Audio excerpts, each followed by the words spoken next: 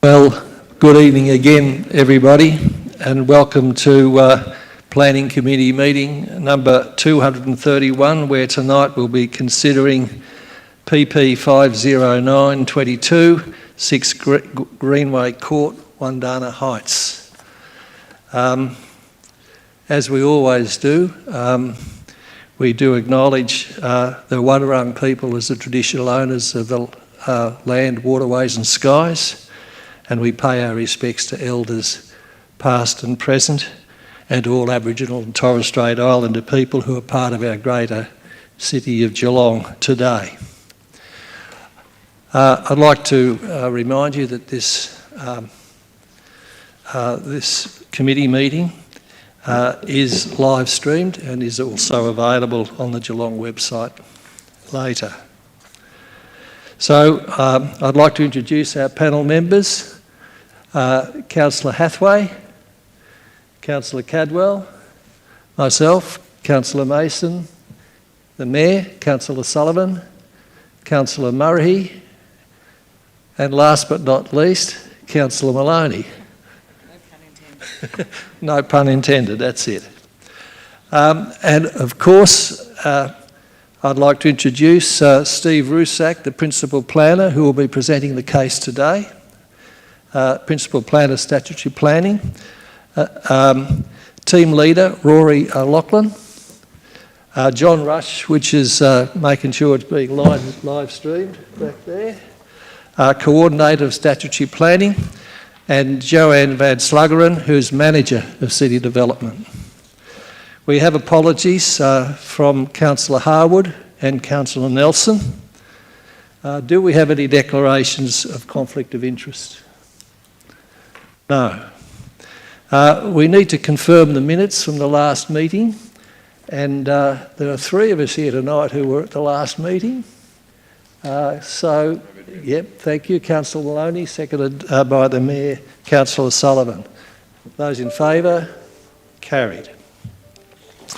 So tonight's meeting follows the usual procedure, and that is that the officer, Steve Rusak, will present a brief summary of the written report to the committee. The panel may ask questions then from Steve. The objectors or submitters will detail their concerns to the committee, and we ask for a 3-minute time limit, please. And we don't need to hear the same objection over and over, so we need some discretion there. The panel may also ask questions of the objector submitter, and then the applicant can detail their application and respond to any objector submitter concerns to the committee, and that can take 5 to 10 minutes. Panel can then ask questions from the applicant, and the panel may then discuss further and make a final decision. This decision is final under delegated authority, and if anyone who is aggrieved by the decision of this committee may appeal to the Victorian Civil and Administrative Tribunal in Melbourne, and our staff are available to help you with that submission during office hours. So we can start, and Mr. Rusak. Councillor Mason, let me just make sure the technology is working. Can everybody hear me okay? No? You'll have to lean right into the microphone, I think, Steve. I learned this last time. Pull the microphone closer. Just one of all the way up here. How's that? Yeah, that's it. Okay, I understand there's people online maybe needing to hear me as well, so we'll try and project my voice. Thank you, Councillor Mason, for the introduction. It's my job to provide a summary of this application and the decision, or sorry, the recommendation process and the application process. This is an application that seeks planning permission and approval for the construction of 58 dwellings, including 24 apartments, with some being greater than 7.5 metres in height. Also permission for the removal of some scattered native grasses on the land at 6 Greenway Court in Wandana Heights. This is a piece of land comprising two parts, bisected by with a reserve to the benefit of Barwon Water, and that site has a total area of 1.685 hectares in those two parts. It has generally a triangular shape. It has access on its north boundary to Greenway Court, which is the only current vehicle access to the site, or formal vehicle access to the site, although it's unformed. That north boundary also has abuttals to private land, which front either Greenway Court or James Cook Drive on the northern boundary as well. The east boundary of the site abuts Barwon Water-owned land, which is used, commonly known as the pipeline track, of course, and locals will know that quite well, a recently constructed and popular walking and cycling track along that east boundary. And the southwest of the site is abutting the Geelong Ring Road Freeway Reserve. The site currently presents as open grassland, and it has a significant slope from the south end down towards the seasonal waterway that traverses the site closer to Greenway Court. It's enclosed, the site itself is fenced with high post and wire and barbed security fencing, as well as rural style post and wire fencing, and of course the rear fences and side fences of the adjoining land to the north. The land's burdened by a registered restrictive covenant on the title, and that covenant respects or reflects the fact that there is a high pressure gas transmission line, a transition pipe I should say, just inside the east side of the boundary. Written consent from the covenant benefactor or grantor, we should say, which is the gas licence holder, gas asset licence holder, has been given for this development. So if it is approved, the covenant won't prevent the development from occurring.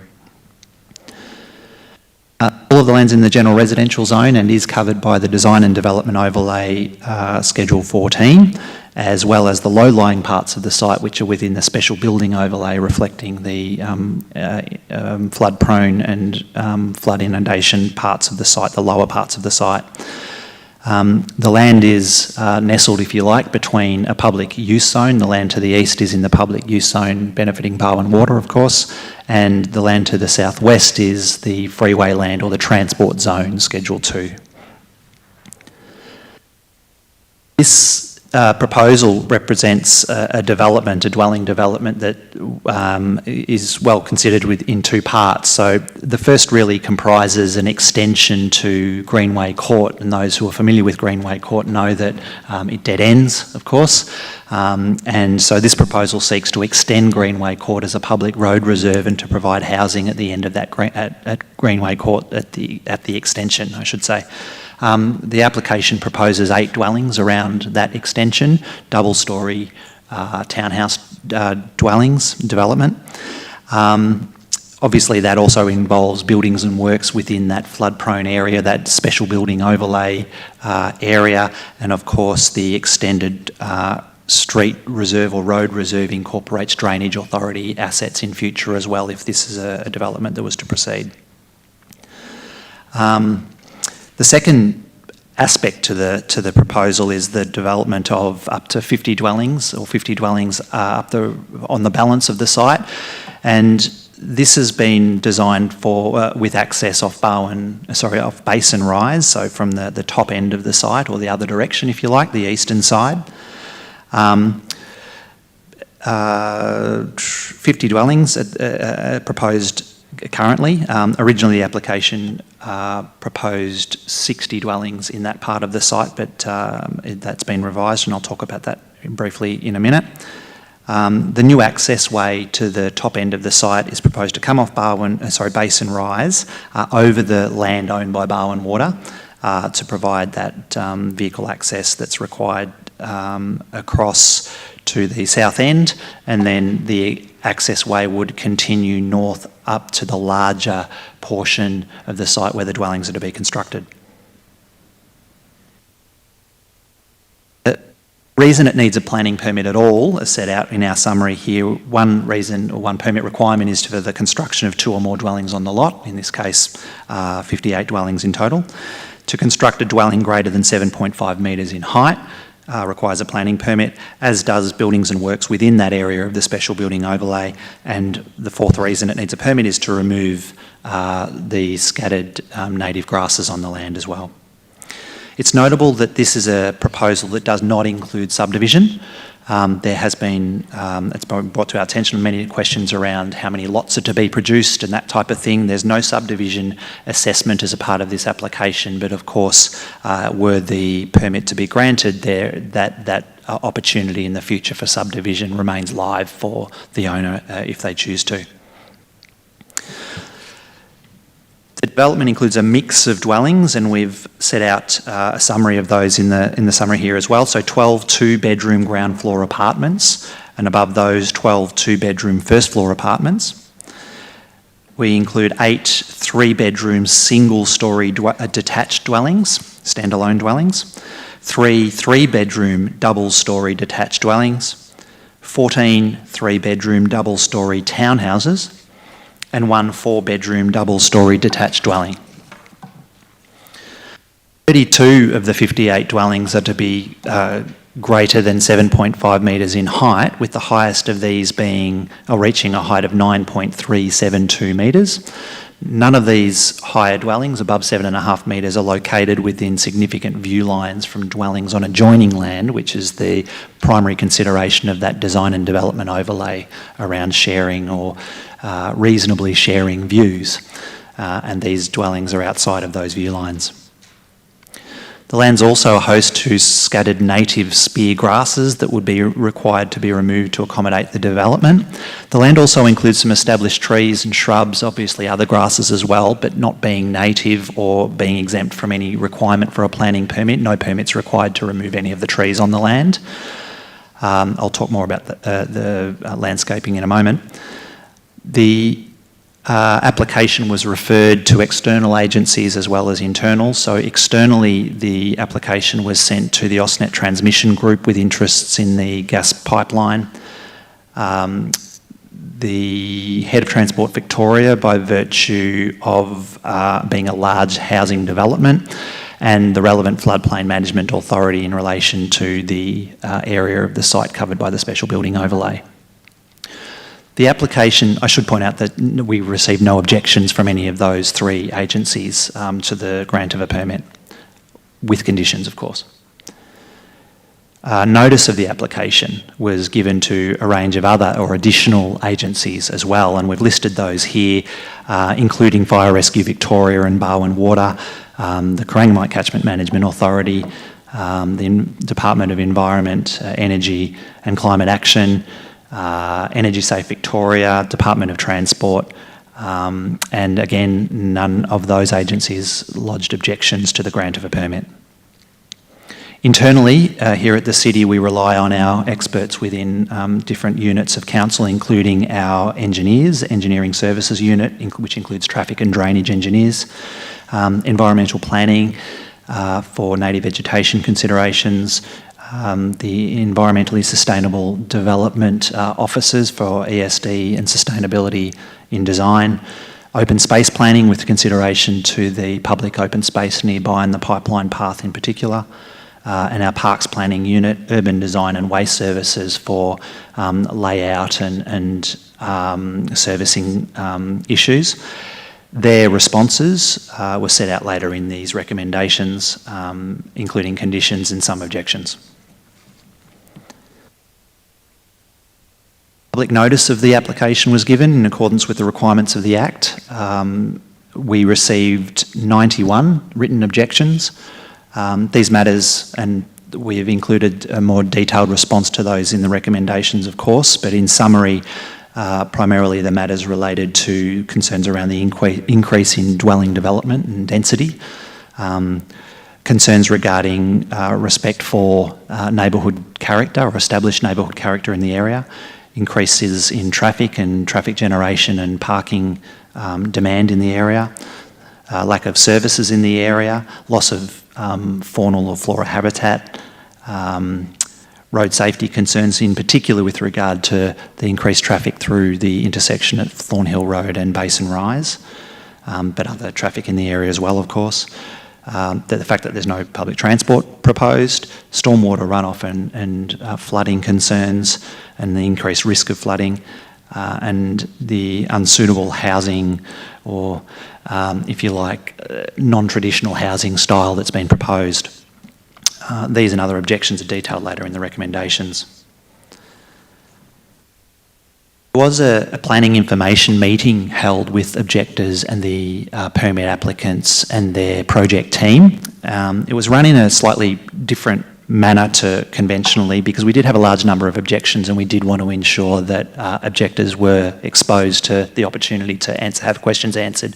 And it was different in the sense that I think it was on the 6th of December we ran this in the evening or late afternoon, and we ran it as more of a drop-in session and made the project team and obviously council officers available to answer questions as well and to look at plans, and it was a successful, if not a different process, but as a result of lots of the feedback and questions that came out of that, there were changes made to the proposal. Those changes primarily related to a slight reduction in the number of dwellings from 60 to 58, which is what we have today, but also a reduction in the bulk and form of the buildings along the eastern side of the property, which were proposed to be double storey, and then as a result of the meeting were reduced to single storey. And that was in response to concerns around the extent of built form that was presenting to the path running along the east side, and of course at the top of the property, if you like, the top of the site. The application was amended on the 15th of February, and I've mentioned some of those changes. We did circulate all of those plans to all parties who lodged objections, so all objectors should have received notice of that and were able to provide further comment if they wished, and even withdraw objections if they wanted to. No objections were withdrawn. This is an application that is required to be considered against the requirements of the Design Development Overlay and the General Residential Zone Schedule 1, as well as, of course, the Special Building Overlay and the residential development standards set out in the scheme, as well as all the relevant local policy and state policy around the provision of housing, housing diversity, as well as neighbourhood character requirements that are required to be considered. This proposal is considered to achieve a net community benefit through the delivery of much needed additional housing in an underdeveloped piece of land within an established urban area, and on land that presents a development challenge due to its topography, shape and accessibility. So it is an unusual site and a difficult site to develop, and which perhaps explains why it hasn't been developed in the past. The range of dwelling types that are proposed would add housing diversity to the area, and is suitable for a range of households, including singles, couples and shared living for those looking to live and work in proximity to employment and education hubs, in particular Deakin University and the Epworth Hospital, to name a couple. In summary, that's explaining, I suppose, that there is an opportunity to provide more of the same type of housing that we have in the area, but this is a proposal that seeks to provide a diversity in accordance with local and state policy. The development of this vacant urban land at an increased density to that of the adjoining residential area will allow for a more affordable housing product than would otherwise be available were fewer houses provided. And this meets the dual policy objectives of adding available housing supply and choice for diverse housing needs in our community as people move through various stages and requirements of housing through their life.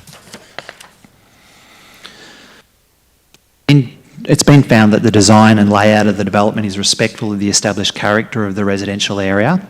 And I just want to pause on this for a moment and understand, or at least explain, why how the recommendation has dealt with questions of neighbourhood character, because there is no doubt that we have a diversity or a different type of housing product proposed here, particularly with regard to apartments and townhouses. And that's to say that we're required to assess as officers, when we're taking these applications and looking at what the planning scheme requires, to assess applications in terms of how they respect or respond to existing character in the area, but that doesn't necessarily preclude diversity. And what I mean by that is that this is a development that has deliberately sought to provide a different type of housing product, but do so in a way that provides materials, finishes, forms, landscaping and other aspects or other design elements in response to its interfaces. And this site, for those who are very familiar with it, know that as you approach the site from the north, from James Cook Drive and Greenway Court, will know that there's a very distinct character through that part of Wandana Heights. It's leafy, it's spacious, established gardens. Double-storey houses are not unique, of course. In fact, they're quite common through the area, but there is space between buildings. And the way that we see, or I see in my recommendations, that this development's responded to that is to provide an extension to Greenway Court and a housing type around that extension that reflects that character, although even though, of course, it doesn't copy it, it seeks to reflect it and continue it to some degree. On the east side of the property, as you approach from Basin Rise, sorry I keep saying Barwon, it's because it comes off Barwon Water Land and it's just stuck in my mind. When you come off Basin Rise over the Barwon Water Land, Basin Rise and the Cumulus development up there has introduced a new type of housing stock, and I know that that wasn't popular necessarily at the time, but it's certainly established and evolving now.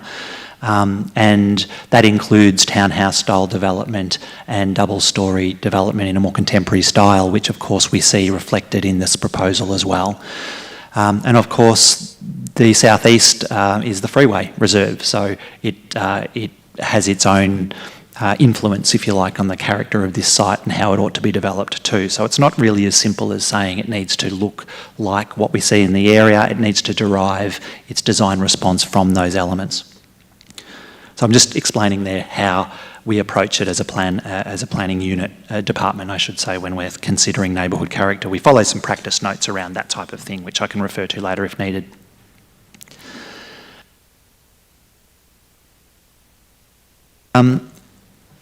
You'll see that there's a series of, we're obviously with these recommendations seeking to encourage support for the proposal based on a set of conditions, and those conditions are quite extensive. Those conditions have been shared with the permit applicant, who not only in response to the objections and the planning information meeting that was held with objectors, but it also seeks to they've also sought to respond to matters that council have raised, particularly our engineers in stormwater management and drainage, as well as traffic. And in response to that, they've prepared a set of 4 discussion plans, and you'll see among the plan sets that those 4 discussion plans, 5 or so sheets, deal with a couple of primary issues that the amended plans conditions on the recommended permit address. And the purpose of those 4 discussion plans are to demonstrate that those amended plans conditions can be met. I'm not here to advocate for that, but other than to say that those plans do demonstrate that 5 dwellings around the extension to Greenway Court as opposed to 8 is an acceptable outcome, or a viable outcome, if you like. There's also an attempt to address concerns around canopy tree coverage and landscaping, and those 4 discussion plans demonstrate that the landscaping recommendations of council officers can be met as well. And primarily we're talking there about increasing that canopy tree coverage because of course the character of Wandana Heights through the north is a leafy tree canopy character.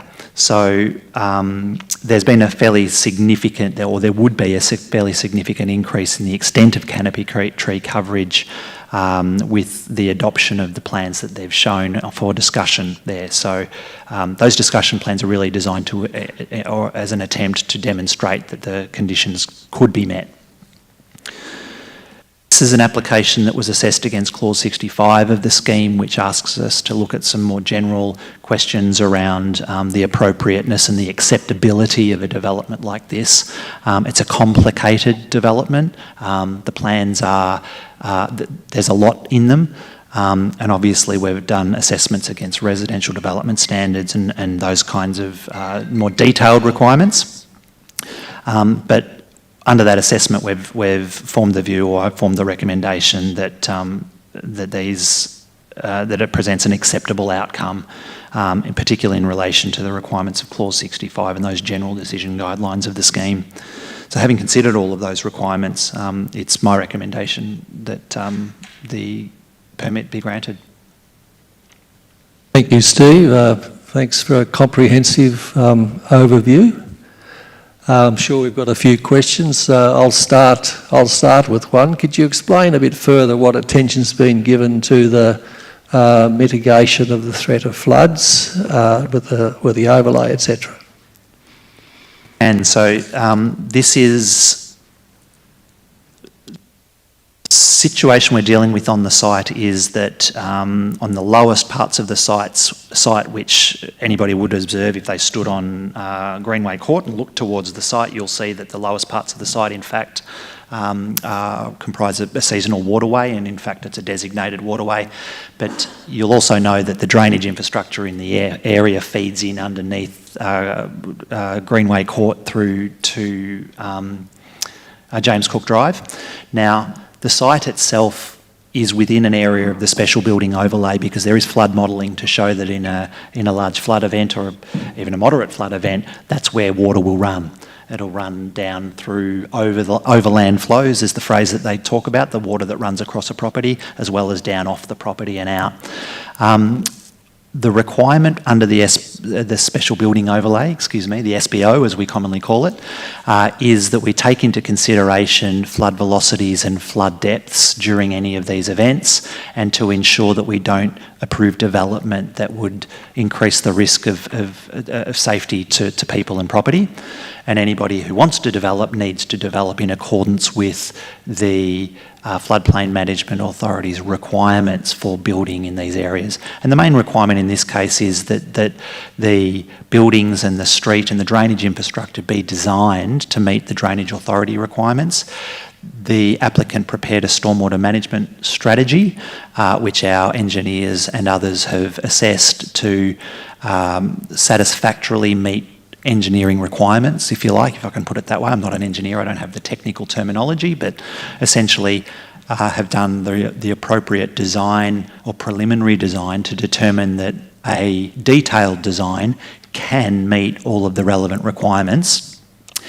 What you'll see in the recommended conditions is that that work continue through to a detailed design process, whereby the applicant, were they to develop the land, that they'd have to do it in accordance with the Drainage Authority's requirements and have all drainage plans properly approved, just like what would have happened in Greenway Court and James Cook Drive in the past, but also to take into consideration, of course, the effect that this additional development on the land will have, which, of course, it will increase the flood risk, but it needs to be properly managed, and that's what those designs seek to do.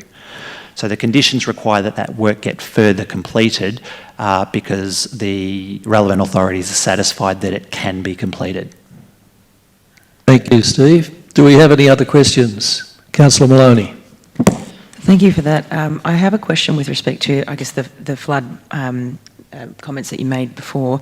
I guess with the hard surfaces, the roofs and the road infrastructure that's going to be put in there, yes, there'll be flooding in the area, but I'm concerned about the impact of this amount of dwellings on the downstream, I suppose. We have antiquated water infrastructure in that area, and our asset renewal is probably not keeping up with that. We've had a couple of briefings on the impacts of that, especially at those peak times. So I'm just wondering if there's any consideration given to the flow-on effect of that, whether it be to, I guess, probably people in the area, but also where the flood would potentially be draining out. And as I say, I'm not an engineer, so I sort of adopt the same approach most of us would around this, and it informs the types of questions we put to engineers as well, which is clearly if you're going to build more buildings with more roofs and driveways and paving and all of this kind of thing, you get more runoff. You know, the water hits and it runs off.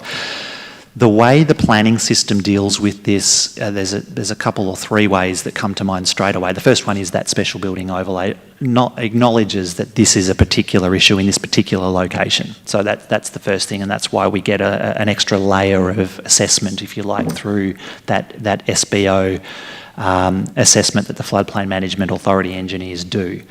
But even before we get to that point, there are standard requirements these days, I should say, because they haven't been there in the past, but they're certainly there now, which is around properly calculating and understanding the extent of, we talk about permeability and permeable surfaces versus impervious, etc.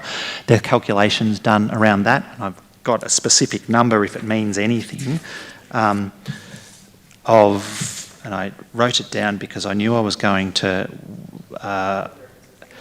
There is. So 54.75% of the site will remain permeable when the minimum requirement is 20%. So it's well and truly above that. But I suppose the only reason I'm saying that is because, first of all, we have to quantify it. And then by quantifying it, they need to design into their development ways of ensuring that the runoff is retarded, retained, and treated for quality as well. And so within the residential development standards, there's an assessment around that, around water runoff quality and quantity, and ensuring where possible that it doesn't exceed pre-development levels, so it can't make the problem worse.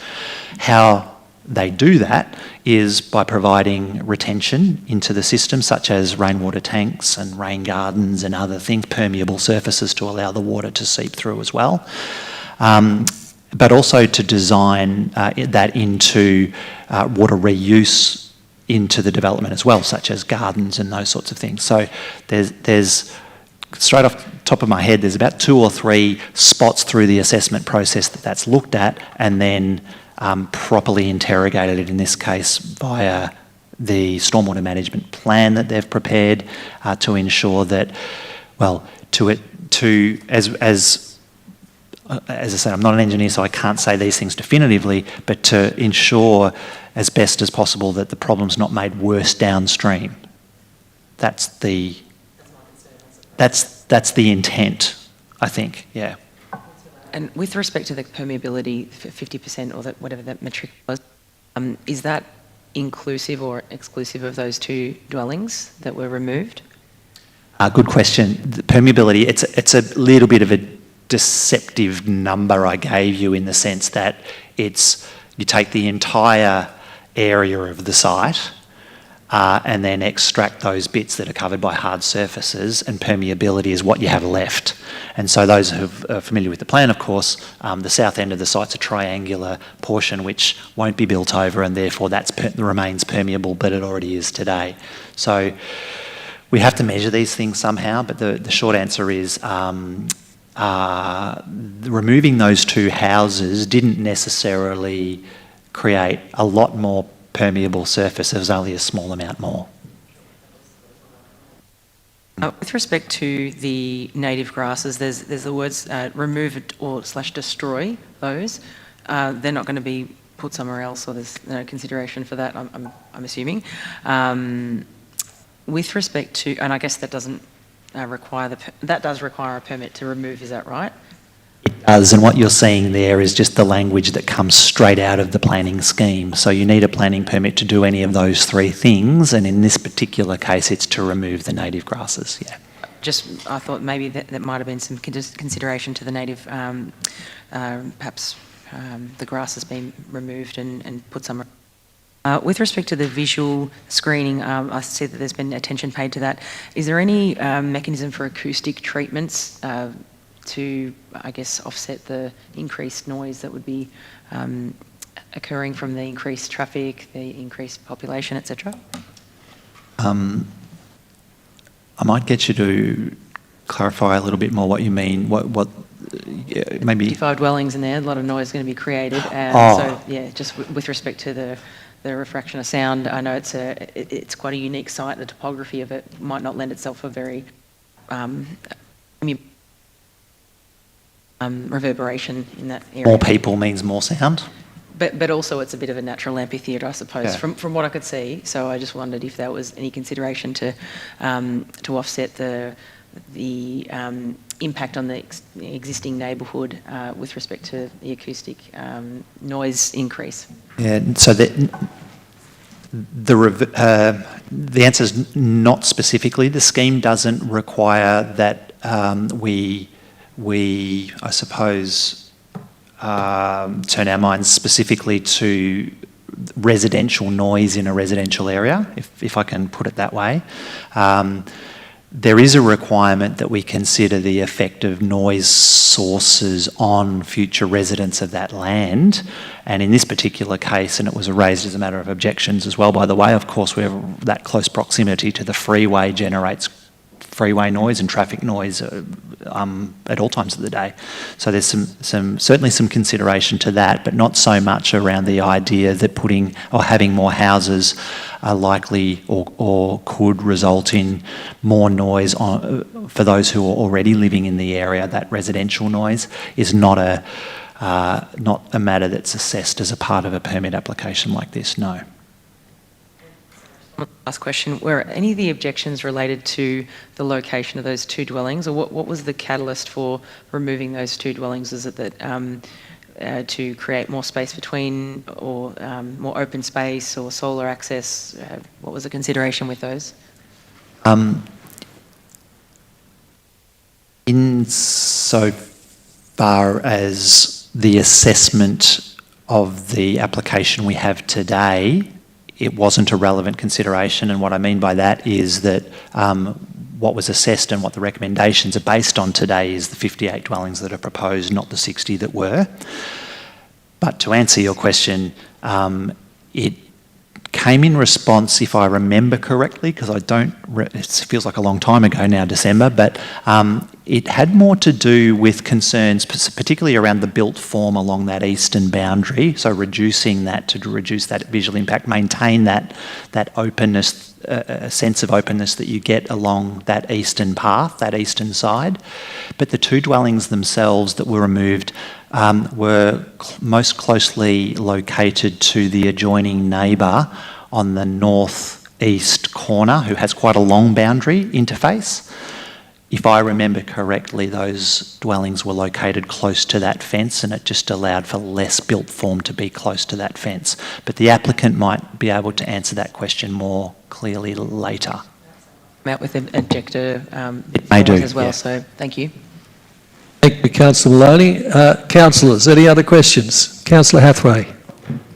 Thanks for the report. I was just wondering, is there anything in the planning scheme council strategy that would see a portion of these dwellings allocated to affordable housing, or is that sort of out of the scope of what's in front of us tonight? Yeah, this is a question that has come up from objectors too. The answer is no.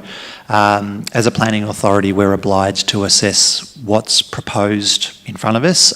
We don't have, well, first of all, affordable and social housing was not a part of this proposal. So that's the first point. And the second point is that there isn't authority for us to seek it either.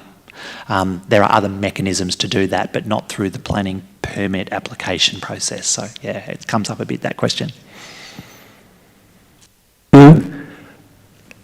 Councillor Sullivan. Thank you very much, Mr. Chair. Just in regards to traffic movements out of the nearly out of 50 that will be coming out through Basin Rise, that's correct? So how many vehicle movements do we think will be coming out of the Part 2 and through Basin Rise per day? Do we have an estimates around that?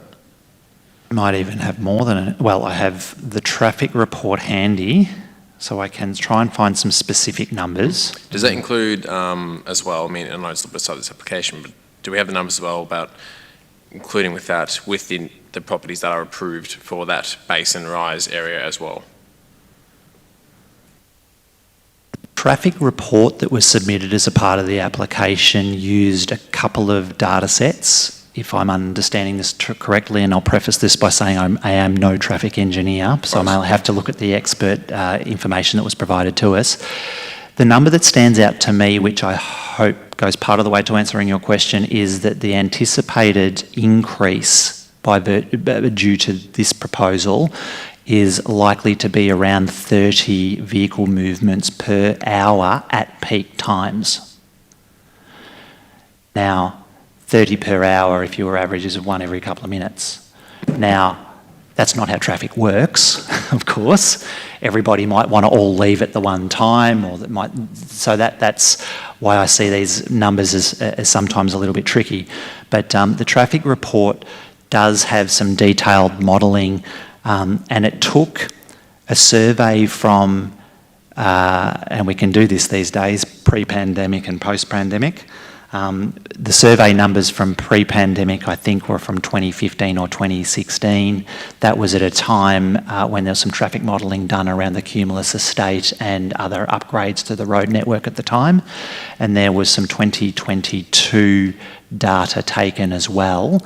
And so the numbers that we have in here, there are some, I'm just looking, there are a lot of numbers on this page, but essentially we're looking at SMEC data that was saying 578 vehicles per hour through the intersection and 30 vehicles per hour turning right into Basin Right. So in the vicinity of several hundred a day, but per hour, 30 is the anticipated maximum increase that they're projecting.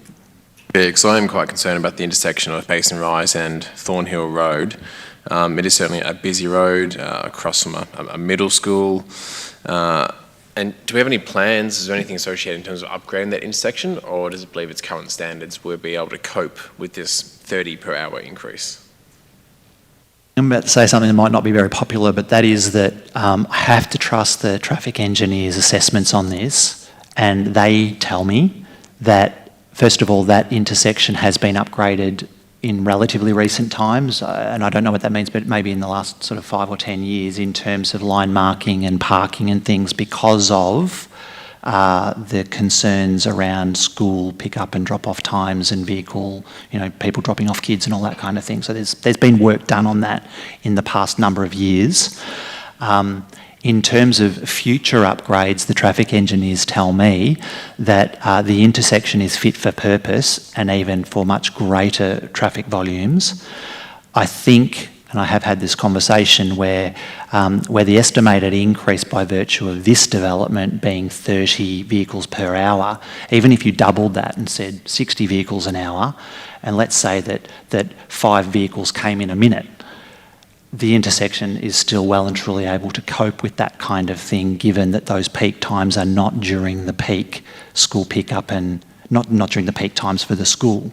So it's a traffic engineer's way of saying that this has been engineered to cope with more than this is going to introduce. Now, that doesn't help somebody who's frustrated as they wait, to try and turn right or whatever the case is, but the intersection has been designed for the type of traffic and the scenarios that the engineers model. There has been requests, can council upgrade it to put traffic lights in and other things. Well, that's way beyond the scope of this particular planning permit proposal, which that doesn't take into consideration or isn't required to upgrade an intersection like that. Thank you. Any other questions? Okay, then we have 5 objectors who've been registered to speak. Is John Breedfeld here? Please come forward.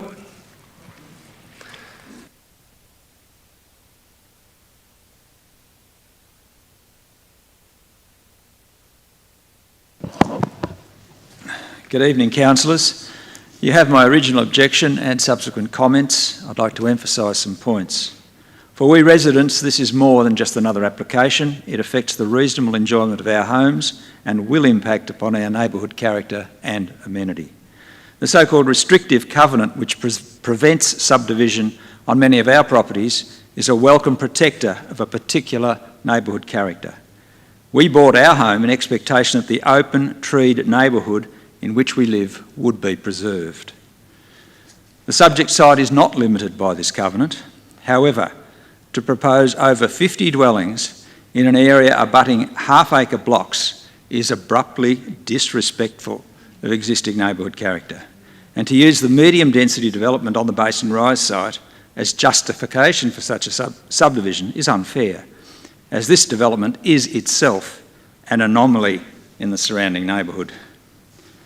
As we've heard, the subject site has design challenges, not least of which is the drumming of the Geelong Ring Road immediately beside it.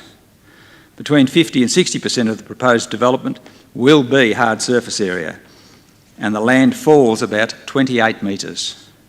It will generate considerable additional peak flow runoff. Council's existing stormwater infrastructure into which this water will drain is already inadequate. I have lived in the Cardinia Creek drainage basin for most of my life and have seen the impact of flooding after sudden storms. During the 15 years that I've lived at 50 James Cook Drive, there have been at least 5 significant flooding events. Councillors have my photographs of these floods in James Cook Drive, the Council Reserve and the rear of my property. Rely upon the assurances of a consultant employed by the developer that the infrastructure proposed will sufficiently retard and retain the additional peak flow stormwater generated by this new development so as not to create any increased downstream flooding could be regarded as optimistic or naive. There has been an increase in both the ferocity and the frequency of extreme weather events in recent years. Given this, I respectfully suggest that relying on outdated stormwater modelling, including the 1 in 100 year yardstick, is an inadequate approach. Far better to adopt a precautionary approach and build in more buffering into any development on this and other such sites. Geelong may need to utilise infill opportunities for more housing. However, 55 dwellings on this site remains an overdevelopment. Council's own urban design department does not support the development at this density. The officer's recommendation supports a reduction in the number of dwellings fronting Greenway Court extension from 8 down to 5. While this is still a confronting change to the character of the adjacent properties, applying that reduction ratio to the upper section of the proposal would result in 31 new dwellings, down from 50. There'd be less traffic, greater buffers to the ring road, more green open space available for the enjoyment of the new residents, as well as a transition space for neighbours, and to contain and retard peak stormwater flows. You'll have to wind up, John. I have. While that's not ideal, I would live with it. Thank you. Thank you. Councillors, any questions? What number did you say that you would be able to live with? James Cook Drive. My house is right beside the drainage reserve that runs from Tim Hill Reserve out to James Cook Drive. Is that adjacent to the 2 dwellings that were removed? Okay, that's all right. Downstream. Yep, okay. Down in the middle of James Cook Drive, opposite Hargraves Court. And just with respect to the number of the reduction that you would be complacent with, or you could live with, as you said. Complacent with? Yeah, you can live with. I can live with. Yeah. What was that number? I was simply applying the ratio to the upper section that was applied to the lower section in the proposal as recommended by the officer, and that would see us down to 31 instead of 50 in that upper section, so 36 altogether. Thank you. It's not ideal. It reduces the bulk, it reduces the density, it provides more green open space. So much. Any other questions? I'd just like to ask Steve, in reference to the urban design, how have you explained that objection? I think some of it was to do with pathways, etc. Can you explain to us that, please? We seek expertise internally at council, a whole range of issues, and one of those, of course, is our urban designers who are experts in built form and interactions between buildings and space and these types of things. So one of the primary areas of interest that I had for them was around use of materials and whether or not the density was appropriate from an urban design perspective and the feel that a place gets. They objected on a range of factors. The other thing that they came to us with in statutory planning was how this site would be connected through to other parts of Wandana Heights. And one of the things that they sought was a pathway through the site. So that was one of the reasons why there was an objection from them as well, because it didn't include a public thoroughfare through the site as well. The way statutory planning deals with that question is, again, and it's Councillor Hathaway raised this question, it wasn't a part of the proposal. It's considered in the officer's recommendations not appropriate to seek things that aren't proposed necessarily. We can choose to refuse to grant a permit, of course, that's one way of doing it, unless they do provide something. But to seek these extra things, if you like, as a part of this proposal and the granting of this permit is not necessarily what this permit application's about. And I know that sort of sounds a little bit backwards, but the urban design comments were wide-ranging, but not necessarily relating to the specific things that we have to, as officers, assess this against from the planning scheme's perspective. Planning scheme doesn't require paths and those sorts of things, for example. Was there any accommodation of any of those observations? There are some conditions in there that talk about passive surveillance from certain windows and those sorts of things, so some of those more fine-grained, detailed design things. I could probably point to some recommended conditions in there, but the larger ticket items that urban design was seeking weren't accommodated and weren't sought to be accommodated in these recommendations, no. Thank you. Thank you, John. John Samandi.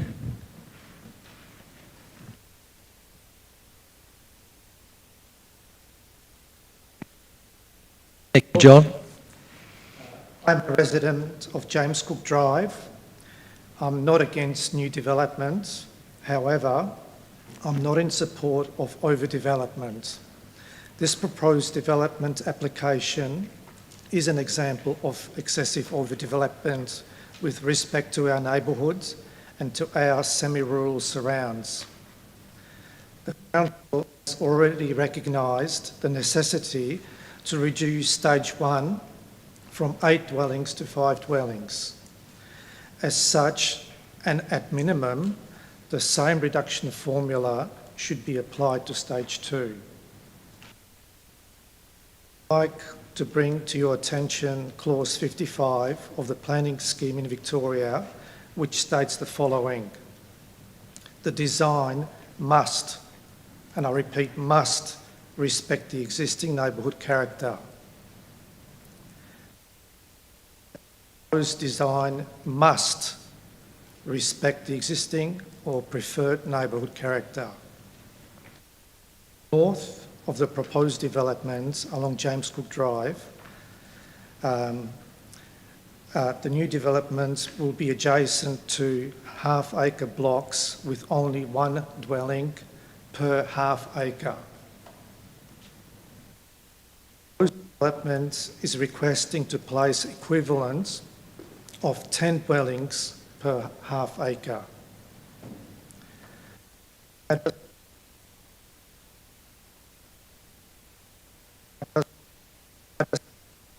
With the planning scheme of Victoria clause 55, where it states that the developer must respect the neighbourhood character. It does not respect our neighbourhood character. It does not comply with clause 55. It is an excessive development for our area. The Council's proposed document before you on page 129, Appendix 2, 55.02-1, the neighbourhood character objectives. The Council has used an inordinate amount of words to explain how the proposed development will comply with being respectful to our neighbourhood character. However, there is not even one word used to address the imbalance of the developer wanting to have 10 times the number of dwellings per half acre, and how does 10 times the number of dwellings per half acre is respectful to our neighbourhoods. They can't explain it or justified because it does not comply with the planning scheme of Victoria. The council did not follow the must directive of clause 55. Therefore, on these bases, I respectfully ask you to reject this application and preserve our semi-rural character that we all so dearly enjoy. Thank you, John. Do we have any questions, councillors? I have one that I'll put it to you again, Steve. As far as clause 55 is concerned, how do you respond to that suggestion?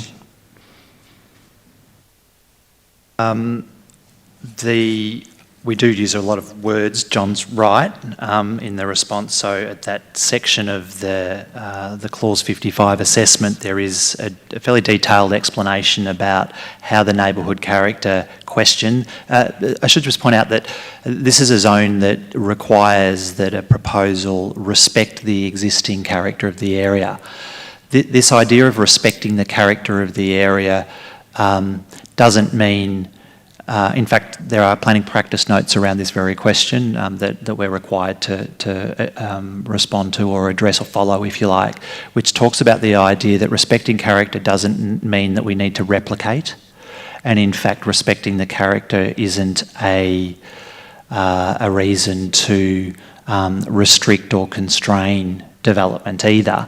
It's a fairly it's a nuanced approach to these things, and what we have here is a site that that isn't within an area and surrounded on all sides of development that is the same. And I mentioned before that it has different interfaces. It has the north interface, of course, with Greenway Court and the development on Greenway Court, as well as the east interface, as well as the southwest interface. And each is very, very different from each other. And the practice note really requires that we do an assessment of that and then look at what's proposed and see that there's a respectful response in the design. We look at materials and forms, we look at roof forms, we look at bulk and scale. We do look at space between buildings, of course. We look at landscaping. We also take into account the topography of the site and how that affects these matters as well. So it isn't as simple as saying there's a density to the north and that should be replicated here. It asks us to look at many more factors than that, and my attempt at page 129, 6 is an attempt to try and explain that. Thank you. And can you also comment on diversity? You mentioned that in your address before.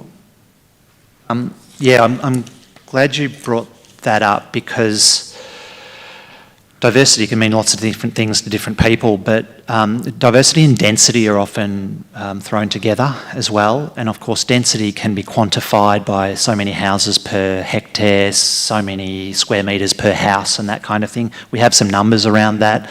We have a settlement strategy here in Geelong which informs how we apply policy and decision making around that.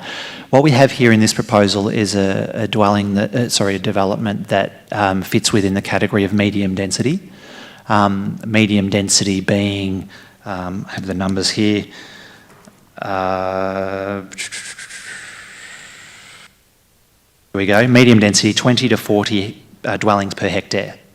Now, 20 to 40 dwellings per hectare, this one sits at somewhere around that 33 mark or something like that, is well within that, well within the densities expected in a general residential zone. Your question related more to diversity, and diversity, of course, relates to not just relevant densities, but also the styles of housing and the differences between types of housing. And of course, with this proposal, we have apartments, we have townhouses, we have detached dwellings. Some are two bedrooms, some are 3 bedrooms, some are 4 bedroom, or one is 4 bedroom. There's a diversity in the styles of houses, and the policy and the zone encourages that. We need different types of houses. We need more houses. I think that's well commonly accepted, I think, particularly in this day and age when we're in a housing crisis, etc. It's not a reason to say yes to everything, but it certainly encourages to look at the kinds of houses we have, and this is a development that proposes a range of styles as well as an increase in the number and density. Thank you. Councillor Blarney. For your objection and for explaining tonight.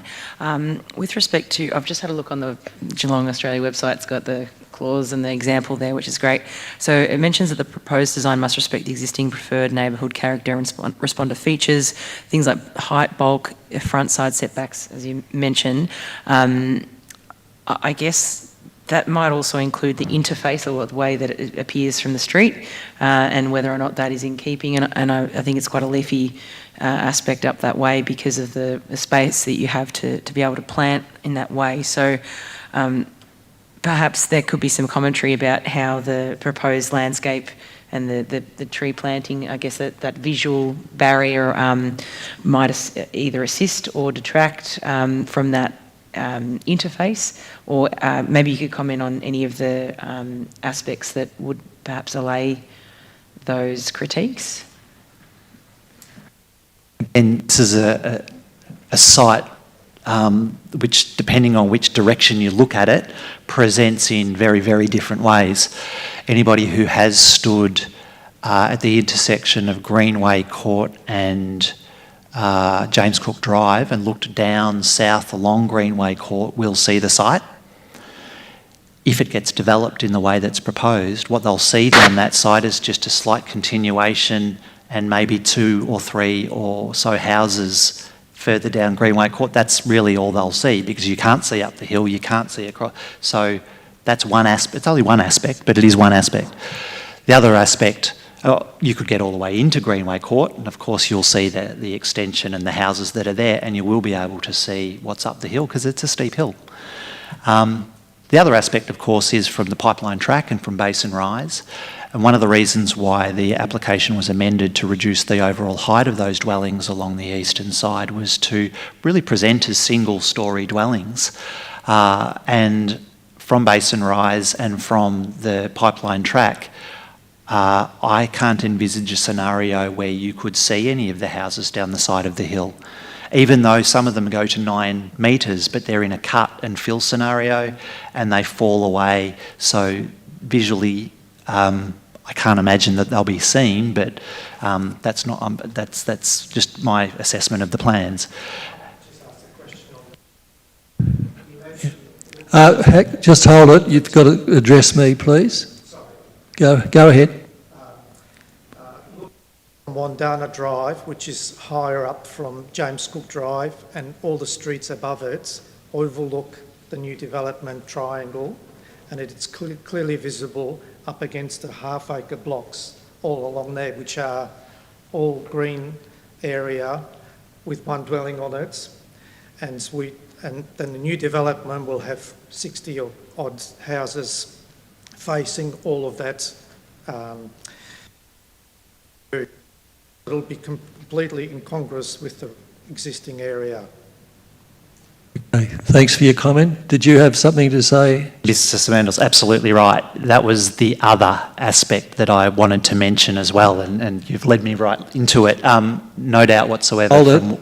Now, just from Wandana Drive and even up Sun Hill Court, that elevated aspect, it's a distance of around about 400 to 500 metres. That will have a clear view across to this development and that hillside, if you like.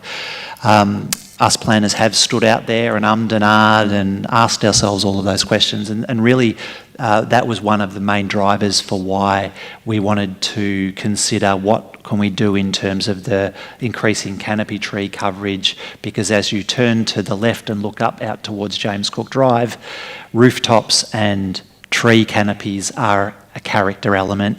So if this were to be developed, there would be an expectation, in my view at least, that the landscaping be absolutely viable and ensuring that that canopy tree breakup of the built form is something that becomes a feature of a development like this. So it's difficult. okay, Thank you, John. I'm sorry, John, we do have one more question. Councillor That's right. Maloney. John, you've prompted a thought in my discombobulated brain at this hour. I just wanted to, with respect to what you commented on tonight, should this potentially be subdivided in the future, what does the carve-up look like? Is it in keeping with some of the standards of 300 metres square lots, etc.? Is that something that the officers are happy with, the division or the potential for division of these lots into something a bit more piecemeal? Is that something that we have looked at yet? We have and we haven't is the answer. The application doesn't propose subdivision, so we don't assess it against a future subdivision because it becomes a hypothetical. But we're not naive either, of course. If it were to receive a permit and be built, there's a reasonable expectation that it would one day be subdivided. We need to form the view as a planning authority, I believe, that if the development in its form is acceptable, then a subdivision will fall out of that. So the subdivision itself, whether it creates lots of 220 square metres average or 350 or whatever it ends up being, becomes a bit of a secondary thought if you accept that the development in its form is acceptable. It's just to that point, if that were to occur and there was, you said 255 square metres, is that below the... Made that number up too, by the way. Well, I was wondering, because I don't think that's enough. But I'm assuming, but you know what they say about assumption, but if that were to be carved up, and I wanted to clarify, because in the future when this potentially, if, you know, as you mentioned, there could be a hypothetical, would this be compliant with the city to subdivide? Because perhaps this could occur in the future. Would it be compliant, or yeah, we're assuming yes, or we're just hypothesising yes? Would it be compliance? Not a word I'd use, but I would say that we're guided by our settlement strategy that nominates certain densities, because that's what we're talking about, densities of development in certain residential zones. The general residential zone that we're in, the purpose of that zone is to encourage, and I don't have the wording in front of me, maybe I should, but medium density development in appropriate locations. That's a caveat on it, in appropriate locations. General residential, so it's a residential zone. Could it be in a better location? Probably, but it's here. It has access to the road network. The location is considered appropriate for general residential zone. Therefore, the medium density development and the thresholds of lot sizes that you were likely to get out of this fall within that medium density development. That category, if you like. Great, thank you. Yeah. Perfect. Thank you. This time. Thank you, John. So is Megan Chung here?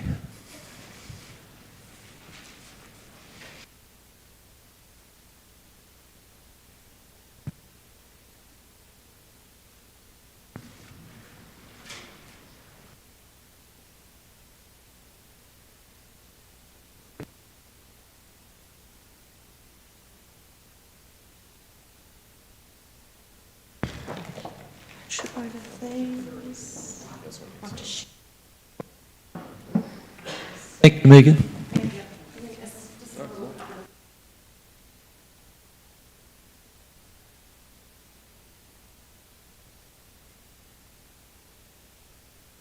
Sorry, I know it's very unorthodox, but it's important.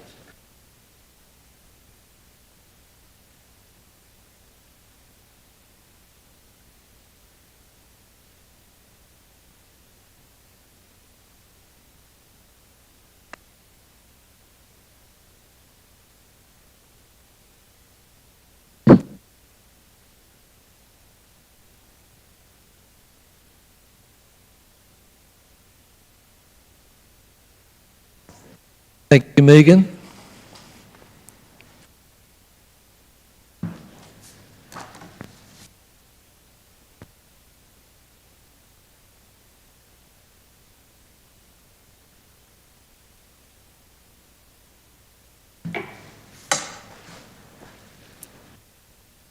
Hello, my name's Megan Chung. I live at 39 James Cook Drive, and I am an advocate for the wildlife in that particular area of Wandana Heights. So, what I wanted to bring attention to was that there's nowhere in the report that actually advocates for the wildlife. I've got 3 minutes, let me think. So we have 20 frogmouths, which I've got there in front of you, and I've given you a chart on from expert observations about how high density or even increasing the density of the dwellings in our neighbourhood will impact fatally to that particular bird. Okay. Second thing, so I've got a few notes here because they're all evidence from experts. So I've contacted 2 professors, a PhD student who've actually studied tawny frogmouths in Melbourne. So, and this is talking about biodiversity. So we're talking about diversity, I'm talking about biodiversity.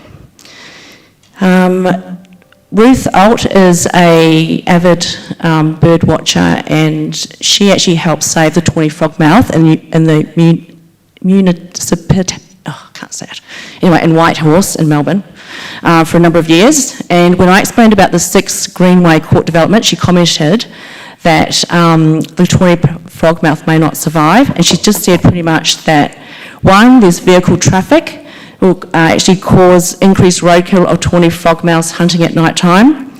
Also, with the trucks coming in and out, there will be more noise and movement. Also, it'll impact on the flight path, and that's on that table that you've got there. It'll also disturb the breeding season, which is from August to January, and that's only once a year. And I can advocate, the people behind me and 91 other objections that we have, we've all seen that tawny frogmouth, that family, every single year. Like, I think 2 years ago it had 2 baby chicks. Amazing. And they fly around and they visit our houses. It's just so beautiful, and that is part of our character. That is what we went to Wandana Heights for. Secondly, the night lighting really concerns me. Not only do we have that freeway going through, but now if we have more people living there, seriously, we can't have, it's going to affect the insects that the tawny frogmouth actually needs it for food. So it's going to alter the insect life and potentially decrease the food for the tawny frogmouth. Thirdly, numbers of pets, dogs and cats, which attack and kill tawny frogmouths is going to happen as well, because as we know, we're very animal friendly in Geelong. So that's another consideration, especially when cats climb into tawny frogmouth nest trees in pursuit of the adults and also the chicks. Fourthly, there's rodent activity, possible use of, rodenticides, which kill the tawny frogmouth, which they catch as well. Is that 3 minutes?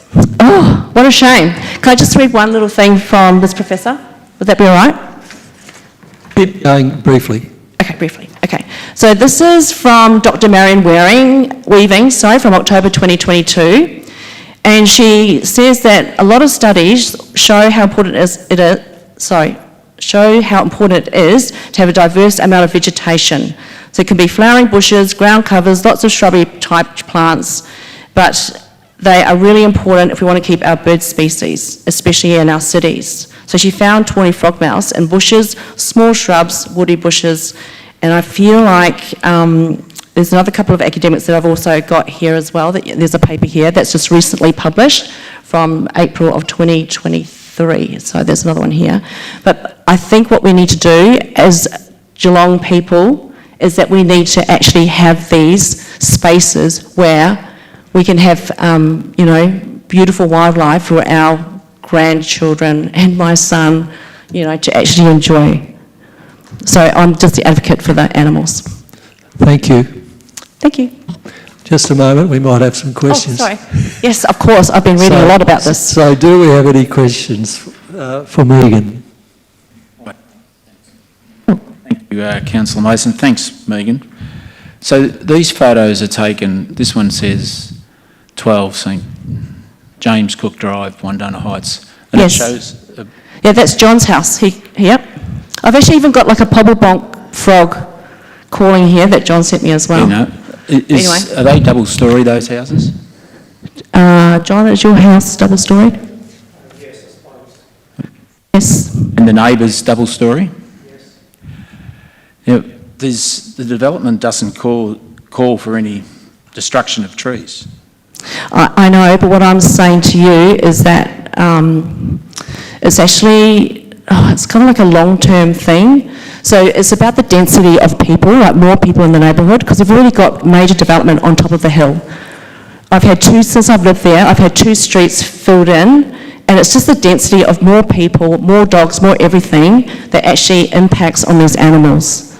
So, and I have evidence here that you can read later if you'd like to, but that's why I'm just saying for the animals, because I do the bird watch every October. I sit in my backyard and I do a bird count.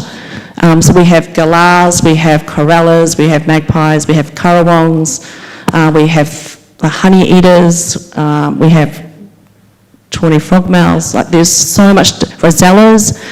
My favourite bird, the gang cockatoo, is actually becoming extinct in New South Wales. We do have a little pocket of it here, but all these birds circle around Geelong, and we need to have these pockets, these spaces, for them to fly, to actually catch all their food. And I just feel like once you start, filling in all these,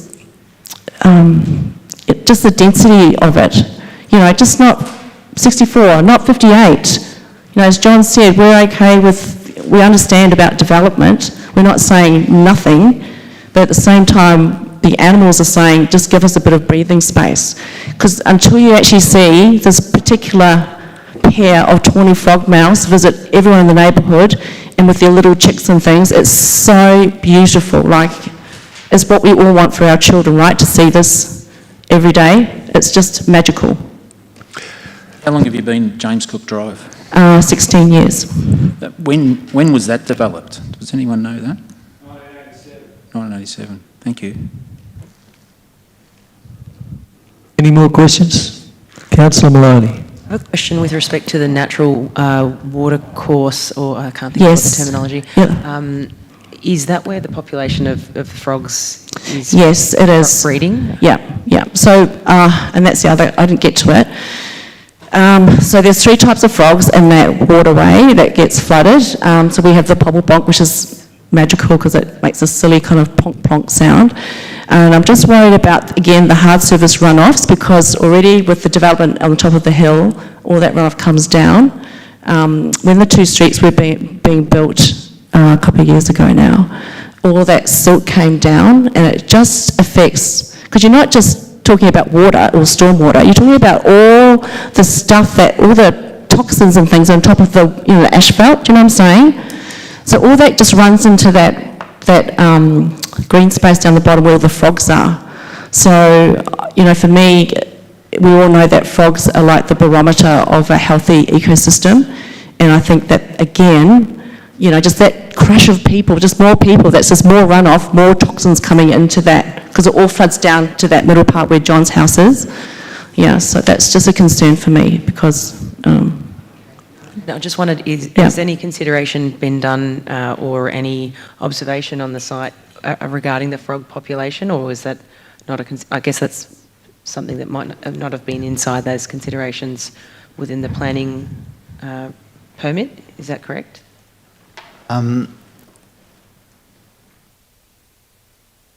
Environment Unit have provided some recommended conditions on the planning permit. I'm just looking at one of those at the moment and asking myself the question, how does this deal with the issue that's raised there?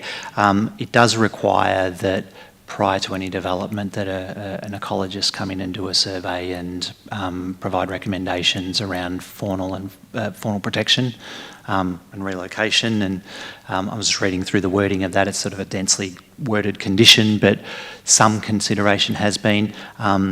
It's important to note, I suppose, that it's whether there is 50, and I take the point that's been made too, I should say, I'm not dismissing the point, but it is an urban area. There's an expectation it'll be developed for residential development, whether it's a small number or a larger number, and that problem would still need to be managed. Also, I wanted to ask a question with respect to what Megan raised about light pollution, or I think it was sort of nebulous, but it was around that. So has any consideration been taken? I noticed that there was some mention of low light treatments or something to that effect. Can you comment on any consideration that's been made with respect to that? Because I think, especially with increased light pollution and also runoff, toxins that can permeate their amphibian skin, both of those could possibly decimate the population. So has any consideration been made or to things like relocation or changing the nature of the light? I know that we've got LED lighting in the municipality, but to orange hues or anything similar to that? So we'd be very much guided by what the lighting standards and requirements are for public lighting. I'd note that this is a private property development where the only extent of public roads will be the extension to Greenway Court itself, and that will be required to meet relevant council requirements for public space lighting or road lighting. My understanding is that different types of roads, different types of public places have different lighting requirements, and that explains why freeways are brightly lit, whereas small court bowls are not. We'd be guided by those requirements as a public road reserve. But on the private land, for the private houses, it would be no different to anyone's house in the room. We do have an environmentally sustainable development requirement to provide low-level lighting and that kind of thing, and that's dealt with in the relevant conditions as well. Thank you. Thank you, Megan. My pleasure. And can I call Karen Moyle, please?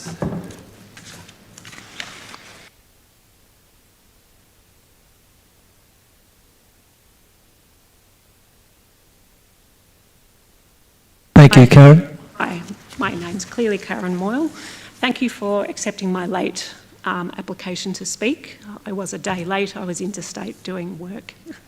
Can you lean into the microphone or pull it closer? I can try. I'm not very loud at the best of times. So I haven't prepared a huge amount of notes, but I've taken some notes from listening to what people have to say. So I guess studies were done on the flora, which we talk about native grasses, but there weren't any that were done on the fauna of that particular area. We've heard Megan talk about some of the fauna that she's had an opportunity in 3 minutes to talk about. Wandana Heights is pretty unique in Geelong. We have wildlife corridors. There's the open water source, the waterway that you guys were talking about. That's open. All wildlife can go and drink, bath, do there. From my observations, this proposal means to cover this in, so that's lost. We talk about grasses, the local grasses. Our fauna use those, so you can relocate them, but you can't ever replace them when you remove them off a site, so it's gone. So that's all I'll talk about that for. Drainage effects on the lower sections of James Cook Drive, that's also been widely spoken about. I guess I was traditionally in 22 Wandana Drive, so a bit further up, and I've recently moved. In December, I moved to James Cook Drive. What I have noticed is that the Villa Street development, which is up the top of Hargraves, is probably a prime example of where the water will go, in the sense that if you look at the Villa Street development, that is not finished yet, but in October last year, we had some rain that went through. I own a four-wheel drive and I could not drive through the intersection of James Cook Drive and Hargraves. That water comes from the Villa Street Drive development. That's what I foresee will happen from this particular development we're talking about today, can only also come back to the section downstream where John was talking about where that major waterway point is. That is a danger to life. Because if you've got people anywhere near that section, when there's water going at that capacity, people will die in that area. It's an open drain that it goes into, and I couldn't drive my four-wheel drive through it. You guys need to be aware of that. Also, I guess the other question is, we talk about development, when we talk about things that are already in place that we have to adhere to, but we all know that climate control is occurring at a greater rate of knots, so these 1 in 100 year floods are not relevant. when we're going through cycles of things that are no longer 1 in 100 years, they're becoming more and more frequent. So we actually need to plan the infrastructure for what we're now living in. So if the infrastructure is already poor for drainage, developers need to be able to plan or be made to pay for the upgrade into systems instead of the people that live in particular areas then having to pay for that as well. A couple of other things that I noted. You'll have to go fast then, Karen. I'm going to go fast. There was talk of, Steve spoke of differing housing across various stages of life. If you're an elderly person, there's no way you're going to be able to live in that area. There are times that I can barely walk up and down through Wandana Heights. It's very hilly. And you also spoke about other areas or other agencies that were consulted. I didn't hear any mention of the SES being consulted for flood responses, and they are the agency for flood responses. So that's just something I thought I'd bring to the forefront. Thank you for your time. Thank you. Just wait a moment, we might have some questions. Any questions? Thank you, Karen. Oh, I guess just on that last point that's been made, I'm just curious if council officers or part of this planning, there has been consultation or advice from SES on that flood emergency response and how this might impact? Emergency response was an objection, concern, particularly with regard to bushfire prone area and management and those sorts of things as well. So the way the planning scheme deals with it in a residential area like this is that we set requirements around emergency service vehicle access. So access ways need to be a certain dimensions, vehicles need to be able to turn and do all of that. We're talking fire appliances and ambulances and all those sorts of things. So the minimum dimension requirements for vehicle access is something to consider, and this is a proposal that conforms with those requirements. In terms of the SES and the flood response, I think the way to think of this site, because bearing in mind this is an application to develop this particular piece of land, we are talking here about flood concerns, reasonable and legitimate as they are, quite a distance from this land. In terms of getting access and those kinds of things, this is not a proposal that will change the flood depths, for example, further down in the network. And so questions around whether or not the SES and other agencies can access those sites is not really relevant to this particular location. This location is required to provide access to the houses that are built here. It provides those access requirements, and the scheme doesn't require that we therefore go and assess risks elsewhere around the site. They're existing, if you like, and it's a problem for today for those agencies to deal with. Councillor Maloney. Thank you, Councillor Mason. Just with respect to the flooding on James Cook Drive, can anyone comment as to the council response to that? Because I'm very well aware of a number of incidences as long as I've been a councillor. What mitigation has been done in order to prevent that happening in the future? It's not a matter for consideration in this planning permit application. The rest of the network, the rest of the road network, drainage network, is a matter for council to manage, not for this property developer to provide solutions for. Did I explain that? That makes properly? sense. I didn't ask the question because it's not relevant to this site. Yeah, I guess that makes sense. But I'm just thinking of the overall impact that I guess we're all trying to explore. And I know it's an aside, but I guess when we consider what the impact of this development will potentially do, hypothetically do, 1 in 100 years, etc., it is useful for us to know that, for example, the infrastructure is constrained already.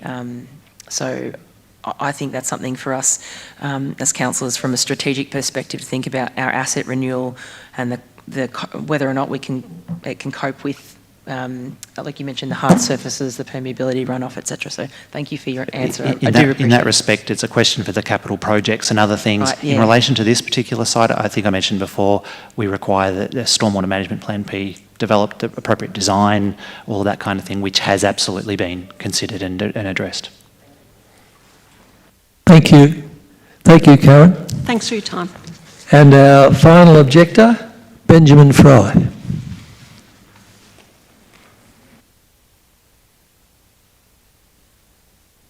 Thank you, councillors, for the opportunity to talk here today. I just wanted to add a few more comments. First of all, I am quite concerned about the creative interpretation of neighbourhood character. I think if the councillors would go through the streets nearby, they would see that they are very large blocks with one dwelling on it, and all the blocks are mainly garden and are very green, as opposed to this proposal. The proposal is high density, and as is stated in the report, it is not supported by the Department of Urban Design. So I hope you've seen that in the report as well.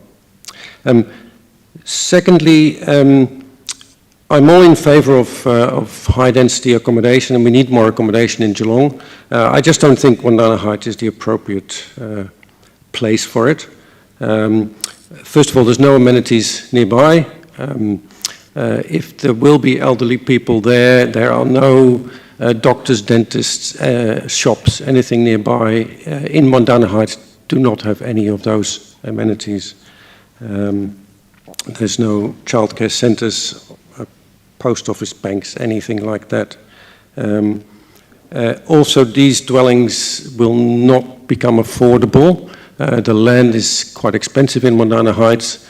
Also, the property is on quite a steep hill, which will also make construction quite expensive. And I would just like to come back to Councillor Maloney's comment on the subdivision, because I have concerns with that as well. These properties, individual properties, will be subdivided. We know that that will happen. I was told at the meeting on the 6th of December by the applicant that they will subdivide. My biggest concern with that is that all the issues about the green, all the tree canopies and things like that, if they will be all private dwellings, most of those will likely be rented out. How are they going to look after trees, bushes, all the greenery around? In addition, what will happen if they are all subdivided with the open spaces and the rain gardens that are proposed in this application? And also, as you might have seen in the proposal, that because this is quite a high density development, the streets are actually really narrow, which don't accommodate rubbish trucks, for example. So they have to have their own private waste management system. So what will happen with that once this is subdivided? Is the council going to provide these mini waste trucks to collect the waste there? And who is going to look after the open spaces? So that's also a concern that I have. Thank you, Ben. Is it there? Any questions? Ben? So now we'll call Phil Borelli on behalf of the applicant.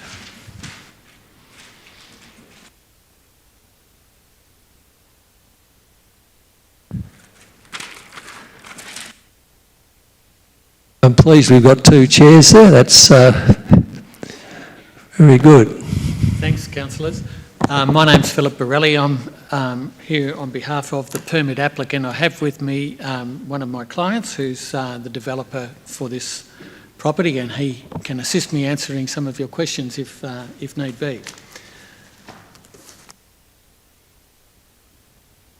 Good evening, and thank you for the opportunity to address you, councillors.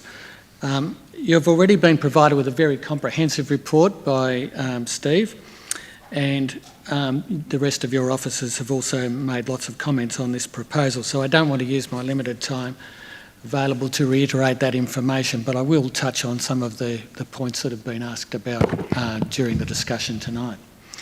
Instead, I want to stress, firstly, that this proposal is an important one for Geelong. I'm sorry, I don't think we can hear you well. Can you just pull that microphone closer? Move a little bit forward. Yes, as I said, this is an important development for Geelong. This city, like everywhere else in Australia, is suffering an acute shortage of available housing, and I'm sure you're well aware of that, particularly housing that is affordable to ordinary members of your community. This proposal will provide a significant boost to housing supply, and most importantly, the majority of dwellings proposed are aimed at the affordable housing market. That is, the segment of the market that is eligible for government stamp duty savings for first home buyers and retirees downsizing. Now, I appreciate there are a number of nearby residents who have concerns about this proposal, and you've heard from some of them tonight. They've enjoyed an open outlook, and the open space that this site provides for a long time, and I'm sure I understand why they would prefer to keep it that way and not lose it. This land is zoned residential, and as such, it's been earmarked for residential development for a long time now. Moreover, it is not zoned for neighbourhood residential, it's zoned for general residential. And the objectives for the general residential zone, as Steve has indicated to you, are for medium density housing and a diversity of dwelling types. The days when we can squander land for low density housing like exists in James Cook Drive and other places, they're gone. We need to use our urban land much more efficiently now because of all of the constraints that we have on infrastructure, access to services and facilities, and housing affordability. And I'm sure you've read a lot in the press lately, and I'm sure your officers have told you all about this sort of scenario. In terms of things like even the environment, like the tawny frogmouth, if we develop this site at a lower density, what that will mean is that the urban sprawl will continue further out, and the habitat for animals and birds will be decreased, not increased. So what the planning policies are seeking to do is to encourage the efficient use of urban zoned land so that we can preserve as much of our external areas, our parks and gardens and our urban fringe land without further encroachment, and that's exactly what is proposed in this application.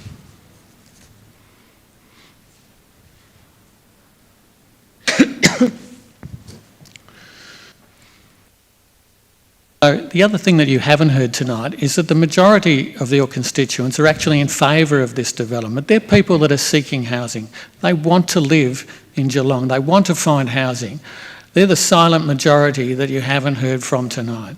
But we know that our marketing has shown us that there's a huge number of people who are desperate for the sort of housing that we're going to provide in this community. And they're people who might be able to be working in all of the facilities that are developing and growing nearby, such as the Epworth Hospital. And I'm sure you're well aware that there's about to be spent $600 million on further development of that. There's the Geelong Future Economic Precinct. There's the Deakin University developing. So all of those facilities are close by. And this housing will provide housing for people who might be working in that precinct or who might be visiting that precinct for one reason or another.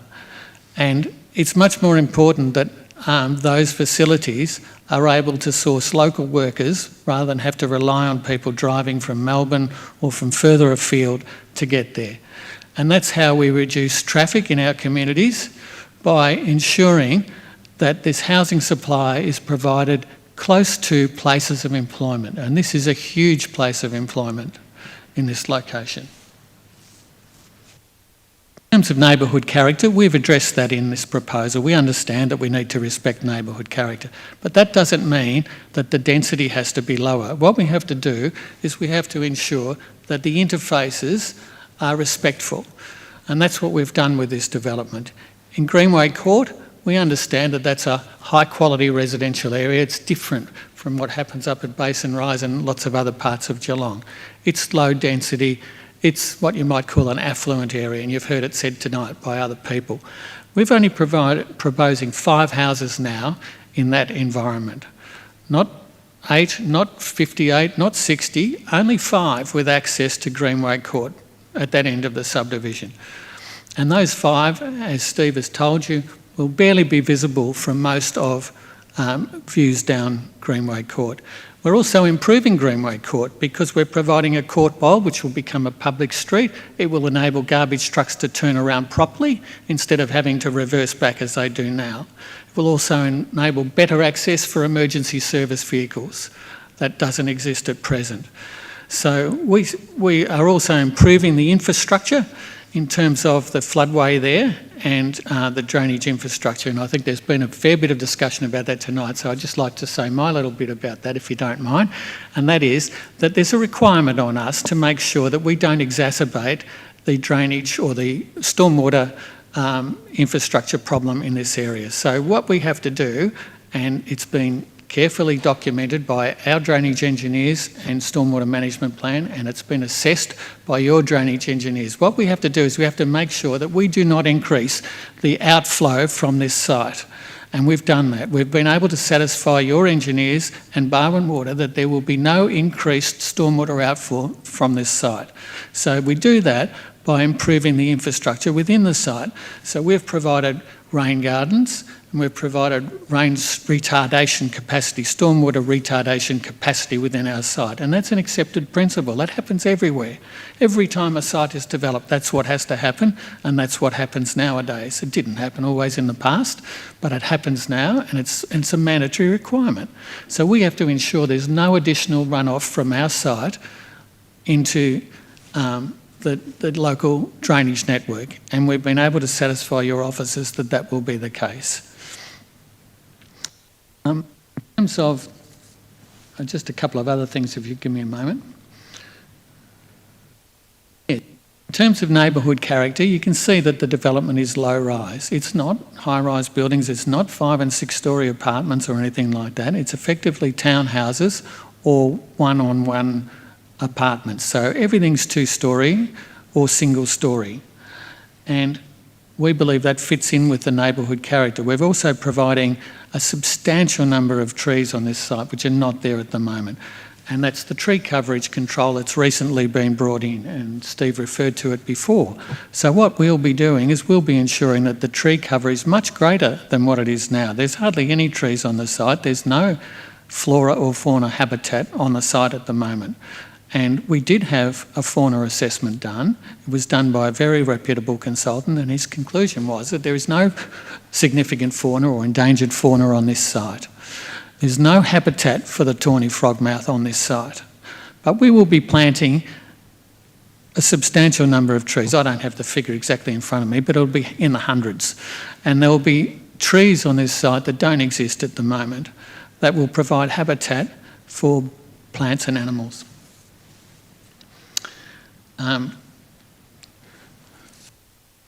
While most of the dwellings have access to basin rise, that's true, your officers are satisfied that that's an appropriate local road system to cope with the limited additional traffic that this will involve.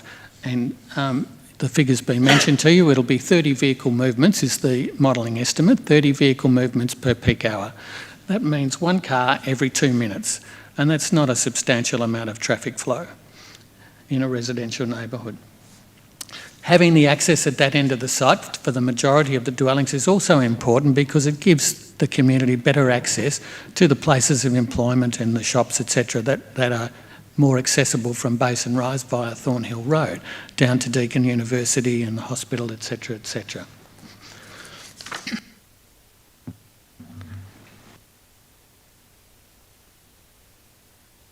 As you can see from the issues that have been discussed in the officer's report, this is a complex site. We recognise that.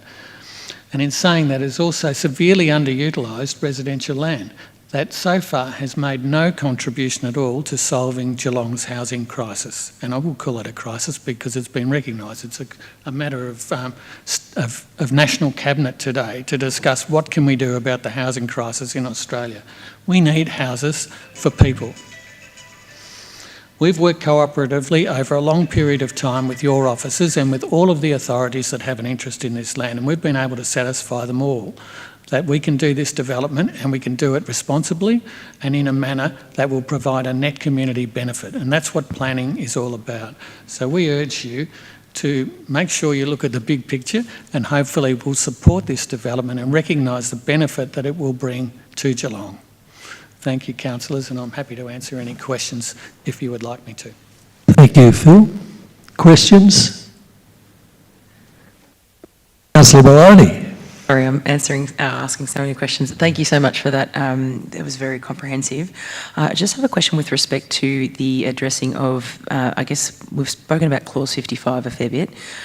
In Clause 55, is that the neighbourhood character overlay? Is that what it's called? Clause 55, yes, part of it's neighbourhood character, but it's essentially about residential development standards and amenity impacts, etc.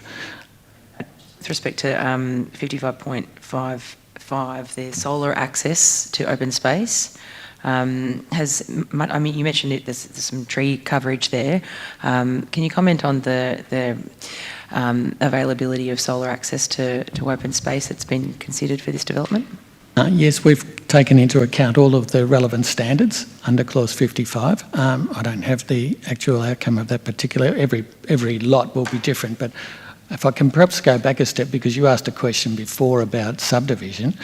I think it's important to distinguish this development from a residential land subdivision. This is not a land subdivision. This is a multi-unit development. And as such, yes, it will be subdivided and the properties will become available, but it won't be subdivided in a conventional sense with public roads.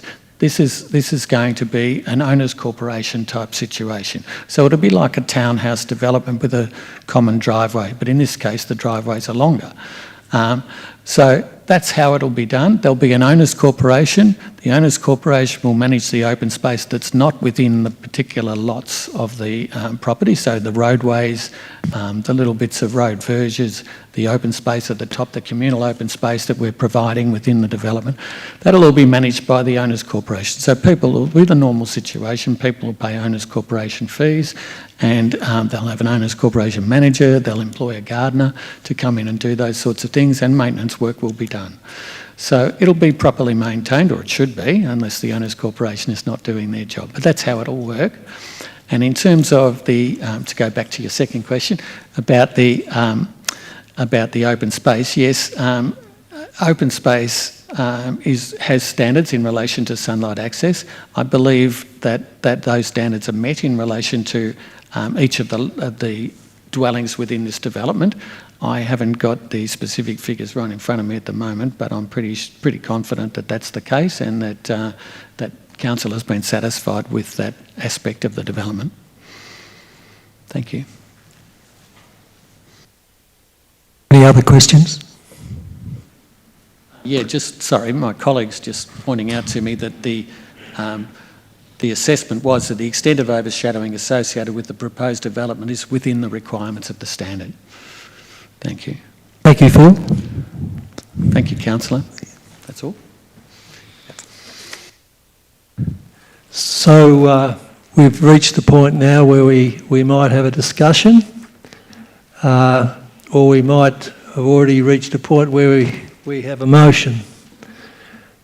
Councillor Murray. Thanks, Chair. Look, I don't mind moving the recommendation to support this application. So I'll move that now. Thank you. Do we have a seconder? Councillor Cardwell, would you like to speak to the motion? I will, and I'll start by acknowledging those who have objected and appeared tonight, and just make the comments that as a councillor sitting on a planning permit committee, it's always a difficult decision. But for me, and I've been consistent with this, I base my decisions on, does this application meet the Greater Geelong Planning Scheme? Yes, it does. Does it comply with policies and the zone and the overlays that are placed on these types of developments? Yes, it does. And I want to touch on what's been spoken tonight a couple of times. The pressure that local councils, state government and federal government are under about providing additional housing and diverse types of housing. We have a responsibility to be able to comply with the authorities and provide those types of houses. And I believe this is a perfect example of that. I understand the objections and I understand why, but if a project like this complies, I believe we should tick it off. And I've listened to Philip, and it's hard to disagree with what he has spoken about tonight. And I believe there was an attempt to, and there was, I guess, a productive meeting with the objectors a few months ago, and the applicant has altered the original plans and reduced, only by a small number, but still came to the party, I would suggest, and reduced the number of dwellings. This is a great piece of land, and I've been there, I've had a look at it. It's on the edge, I would suggest, of the residential area of Geelong. This will provide a great mix of dwellings. It's medium density. This is zoned general residential, and it complies with that.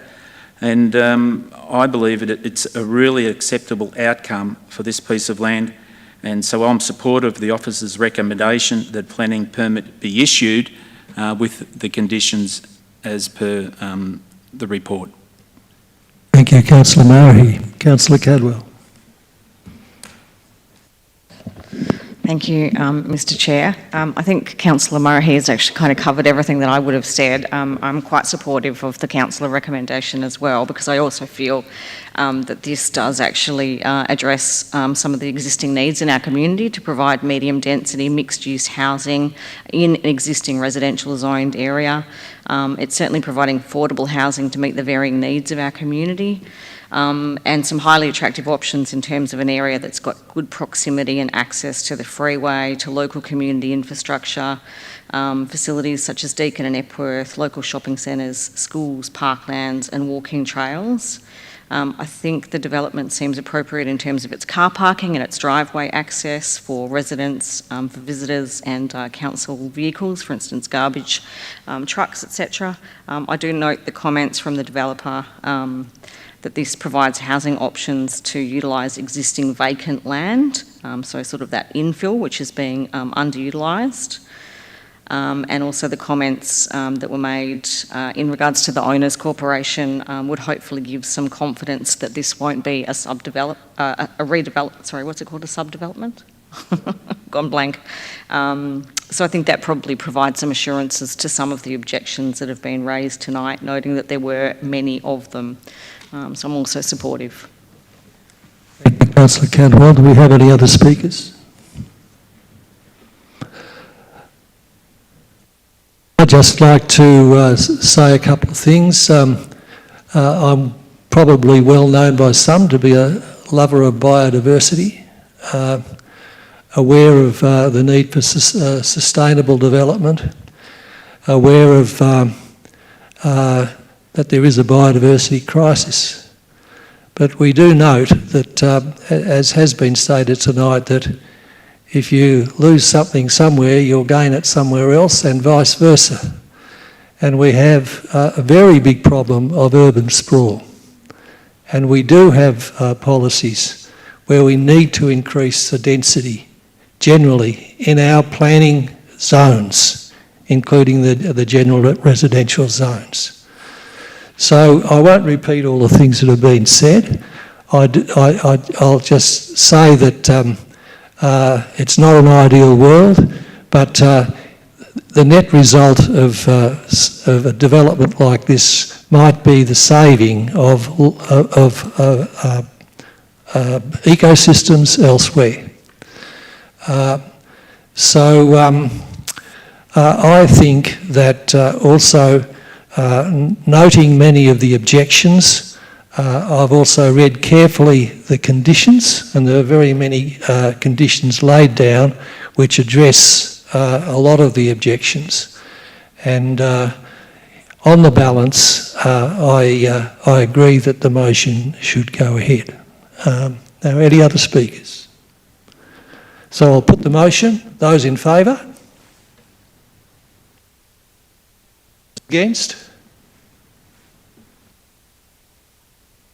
That means we have the responsibility lies with me. I have the casting vote, and my vote is that we adopt the resolution. Thank you.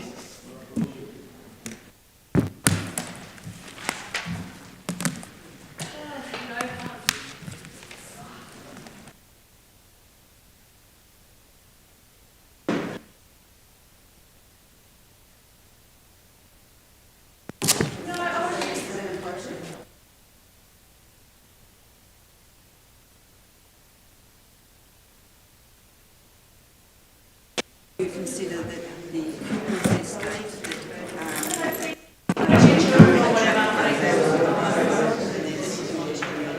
we have a recourse anyway to come back and say, well, you made this decision? Question. I hope I can answer. There's a lot of. Well, I suppose there's all sorts of legal situations, and we heard about the 1 in 100-year floods. They keep being I adjusted. think about that is obviously with all the complex, large, there's always going to be a lot of conditions. That's right. And it's often those conditions relate. Well, you'll have to pursue that with your legal people.